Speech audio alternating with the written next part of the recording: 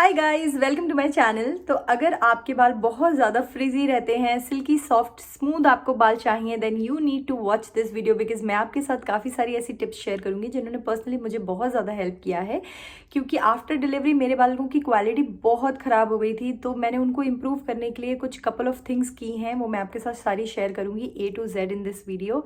Let's get started. But before starting, अगर आपने नहीं किया है मेरे चैनल को अभी तक सब्सक्राइब, देन आप कर लें पहले सब्सक्राइब। नीचे है रेड सब्सक्राइब बटन, उसको कर लें क्लिक। उसके बगल में जो बेल बटन है, टिंग टिंग, make sure you click on that also, जिससे आपको नोटिफिकेशन मिले of my future videos. And चलिए अब let's get started. So guys, सबसे पहली जो चीज़ है जो बहुत ज़्यादा इंपॉर्टेंट है इज़ ऑयलिंग। ऑयलिंग मतलब तेल लगाना बहुत बहुत इंपॉर्टेंट होता है ना। आपने बहुत सारी वीडियोज़ में ये देखा होगा कि ऑयलिंग करना इंपॉर्टेंट होता है, लेकिन हमें एक्चुअली पता नहीं होता है कि कितना इंपॉर्टेंट होता है। तो मैं हफ्ते में एक बार करती थी, मुझे लगता था कि इट्स इनफ, लेकिन नहीं, जितनी बार भी आप बाल धोते हैं उतनी बार आपको ऑयल लगाना चाहिए।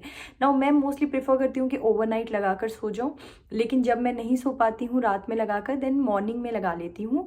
मॉर्निंग में अगर आप लगा रहे हैं तो फिर आप एटलीस्ट मतलब धोने के पहले बालों के एटलीस्ट मिनिमम 1 घंटे पहले आप बालों में लगाएं तेल, ठीक है। और मैं ट्राई करती हूँ मैं 2-3 घंटे पहले लगा लूँ और उसके बाद ही मैं बाल धोती हूँ, ठीक है।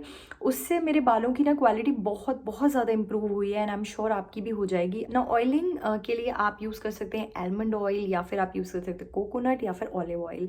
मुझे जो पर्सनली सबसे अच्छा लगता है वो है कोकोनट ऑयल। मैं extra virgin coconut oil use करती हूँ। मैं नीचे डिस्क्रिप्शन बॉक्स में एग्जैक्टली डाल दूंगी मैं कौन सा ऑयल यूज़ कर। सेकेंड पॉइंट जो है वो है मास्किंग, मतलब मास्क आपको कितनी बार लगाना चाहिए। तो अकॉर्डिंग टू मी आपको हफ्ते में 1 से 2 बार तो मास्क लगाना चाहिए, क्योंकि अगर हमारे बाल बहुत ज़्यादा ड्राई डैमेज से है ना, तो मतलब उनका मॉइस्चर उड़ गया है। So to retain that moisture it's very important कि हम मास्किंग करें। मास्क लगाने से डेफिनेटली बालों का जो टेक्सचर है, जो क्वालिटी है, वो बहुत बहुत ज़्यादा इंप्रूव होती है। ये मेरा पर्सनल एक्सपीरियंस भी है। तो आपको मैं 2 तरीके के मास्क बताऊंगी जो आपको अप्लाई करना है ना। पहला जो मास्क है वो है प्रोटीन रिच मास्क, जिसमें आपको लेना है 1 अंडा। विद दैट आपको लेना है 1/4 कप ऑफ आलमंड ऑयल, ठीक है। आलमंड ऑयल क्योंकि प्रोटीन रिच होता है, एग जो होता है वो भी प्रोटीन रिच होता है। तो ये जो मास्क जब मिलता है तो ये बहुत एक्सट्रीमली प्रोटीन रिच हो जाता है, which is very good for hair growth, ठीक है। ग्रोथ के लिए अच्छा होता है। साथ में हमारे बाल ना स्ट्रॉन्ग दिखते हैं, दे लुक ब्यूटिफुल, शाइनी दिखते हैं, कम टूटते हैं। सो ये सारे फायदे होते हैं प्रोटीन रिच मास्क के, ठीक है। तो आपको ये मिक्सचर बनाना है और उसके बाद अपने पूरे स्कैल्प पे और पूरे एंड तक बालों की आपको अप्लाई करना है।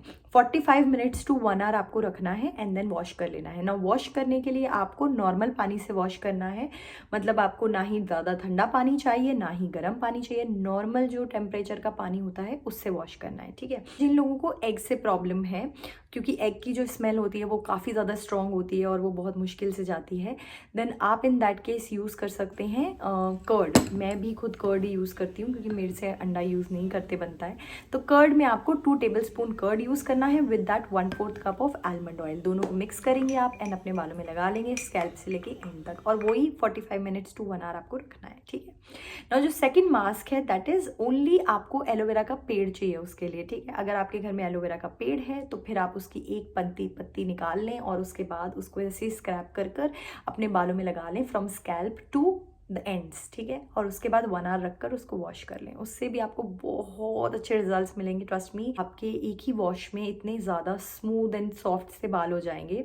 एंड ये मास्क ऐसे है ना जो बहुत कम टाइम में आप मतलब बना सकते हैं। ऐसा नहीं है कि आपको बहुत ज़्यादा कुछ प्रिपेयर करना पड़ेगा। सो that is the best thing, क्योंकि मैं ऐसी चीज़ों में बिलीव करती हूँ जो कि बहुत जल्दी हो जाए। अदरवाइज़ क्या है, हम लॉन्ग टर्म के लिए नहीं कर पाते हैं। एक आध बार तो कर लेंगे, लेकिन उसके बाद हर बार हर हफ्ते अगर आपको कोई चीज़ करनी हो तो ऐसी चीज़ बेटर होती है जो जल्दी से। थर्ड जो है दैट इज़ कि अब आपने मास्क लगा लिया, उसको आपने नॉर्मल पानी से पहले वॉश कर लिया, उसके बाद अब आप शैम्पू लगाएंगे, ठीक है। तो शैम्पू आप जब लगाएंगे तो आपको ध्यान रखना है कि आप ऐसा शैम्पू लें जो कि सल्फेट फ्री हो ना। मैं जो शैम्पू यूज़ करती हूँ वो ये है शिया मॉइस्चर का। This is 100% virgin coconut oil shampoo. ना ये यहाँ लिखा हुआ है, जैसे आप देख सकते हैं, दिस इज़ सल्फेट फ्री। तो ऐसे ही ना लिखा रहता है, जैसे यहाँ लिखा हुआ है सल्फेट फ्री है, तो हर शैम्पू पे लिखा होता है आजकल तो कि ये सल्फेट फ्री है या नहीं, पैराबेन फ्री है या नहीं। तो आपको ऐसा शैम्पू लेना है, otherwise over the period of time हमारे बालों की क्वालिटी बहुत ख़राब हो जाती है अगर हम सल्फेट वाले शैम्पू यूज़ करते हैं तो, ठीक है। तो ये चीज़ आपको ज़रूर ध्यान में देनी है। कई बार आगे लिखा होता है, कई बार पीछे लिखा होता है कि सल्फेट फ्री होना चाहिए, ठीक है। ये जैसे आप देख सकते हैं ख़त्म हो गया है मेरा शैम्पू, मुझे नया लाना है, आज ही मैं लेकर आऊँगी। I really love this shampoo. So अगर आपको ये ट्राई करना है, it is good for all hair types, जितने भी हेयर टाइप हैं सबके लिए बहुत अच्छा है, कर्ली, नॉर्मल, एवरी, वेवी। तो मैं यही लेकर आऊँगी, या तो फिर मैं कोई और भी लेकर आ सकती हूँ। I don't stick to one particular brand और one particular product, this is something, it's just in me. मैं ट्राई करती हूँ दूसरे नए नए प्रोडक्ट्स। अब मैंने ये ख़त्म कर लिया है तो मेरा मन कर रहा है कि मैं दूसरा ही कोई ब्रांड लेकर आऊँ। खैर, ये मैं डिस्क्रिप्शन बॉक्स में लिख दूंगी, अगर आपको एग्जैक्टली यही चाहिए तो ट्राई करूंगी कि लिंक फाइंड आउट कर वो डाल दूं डिस्क्रिप्शन बॉक्स में आपके लिए, ठीक है। नाउ शैम्पू आपको ऐसा लेना है। और एक और चीज़, हाँ, कि शैम्पू में इंग्रेडिएंट्स लिखे होते हैं यहाँ पर पीछे, ठीक है, तो आपको इनको अच्छे से पढ़ना है। तो इंग्रेडिएंट्स इसमें एटलीस्ट एक आध इंग्रेडिएंट ऐसा होना चाहिए जो हाइड्रेटिंग नेचर का हो। हाइड्रेटिंग मतलब हमारे बालों में सी मॉइस्चर उड़ गया है तभी वो इतने अजीब से फ्रिजी से दिख रहे हैं, तो उनको वापस से मॉइस्चर देने के लिए आपको हाइड्रेटिंग चीज़ें यूज़ करनी चाहिए। कोई भी हाइड्रेटिंग इंग्रेडिएंट होना चाहिए, लाइक ग्लिसरीन हाइड्रेटिंग होता है, ऑयल्स हाइड्रेटिंग होते हैं, कोई भी एक भी हाइड्रेटिंग नेचर होगा ना तो आप वो ले सकते हैं। मतलब एक भी, बस आपको ऐसा आलमंड ऑयल दिख जाए तो फिर वो ले लो, ठीक है, या फिर जोजोबा ऑयल दिख जाए, या फिर कोई भी तरीके का ऑयल, कोकोनट ऑयल वगैरह, तो वो ले सकते हैं आप, ठीक है। अब आपका शैम्पू भी हो गया, ठीक है। तो नेक्स्ट पॉइंट है हमारा कंडीशनर यूज़ करना। सो कंडीशनर के लिए मैं इसी के साथ मैंने लिया था, दोनों का पैक आया था, ठीक है। तो मैं कंडीशनर के लिए ये वाला ही शिया मॉइस्चर का ये कंडीशनर यूज़ करती हूँ। So this is also sulphate free, very good conditioner. और जैसे आप देख सकते हैं लेकिन कि इसका काफ़ी सारी क्वांटिटी बची हुई है जबकि मेरा शैम्पू ख़त्म हो गया है, तो उससे मेरा एक, मैं आपको एक्सप्लेन करती हूँ ऐसा क्यों है। सो आई डोंट बिलीव इन कि लोग बोल रहे हैं कि आपको कंडीशनर के शैम्पू के बाद कंडीशनर यूज़ करना चाहिए, तो आपको करना ही चाहिए, ठीक है। और वही मैं आपको बोलूँगी कि आप खुद का खुद जज करो, क्योंकि आपके बालों का कंडीशन आपसे बेहतर और कोई नहीं समझ सकता है। सो मंथ में आपको क्या करना चाहिए, 15 डेज तक try using a conditioner, and for 15 days just avoid a conditioner and see कि आपके बाल कैसे बेटर बिहेव कर रहे हैं। अगर विद कंडीशनर बेटर कर रहे हैं then you should use a conditioner, and अगर विदाउट कंडीशनर बेटर है तो फिर आपको कंडीशनर नहीं यूज़ करना चाहिए, क्योंकि पुराने टाइम में भी people never use to use conditioner, still they hair were really good. But मेरा यहाँ पर ये कहने का मतलब नहीं है कि कंडीशनर ख़राब है, मेरा बस ये कहने का मतलब है कुछ लोगों पे सूट करता है, कुछ लोगों पे नहीं करता है। क्योंकि पहले मुझे भी लगता था मेरे पे सूट नहीं करता है, मैं नहीं करती थी यूज़, फिर बीच के टाइम में ऐसा आया जब मैं यूज़ करने लगी और वो मेरे पे सूट करने लगा, ठीक है। नाउ अब ऐसा टाइम आया है जब मैं दोबारा मैंने बंद कर दिया है कंडीशनर यूज़ करना, एंड विदाउट कंडीशनर मुझे लगता है बेटर हो गए मेरे बाल। सो कहने का मतलब ये है, एकदम टाइम आता है, मतलब मैं, ऐसा नहीं है कि मैं भी हमेशा ही यूज़ नहीं करूँगी, मैं फिर से यूज़ करूँगी, मुझे पता है, लेकिन जब मुझे लगेगा कि मेरे बालों पे सूट कर रहा है तभी यूज़ करूँगी। So that is what I would suggest you guys to do, ठीक है। नाउ कंडीशनर से आपने अपने बाल धो लिए, तो नेक्स्ट स्टेप आता है कि आप अपने बालों को सुखाएं कैसे।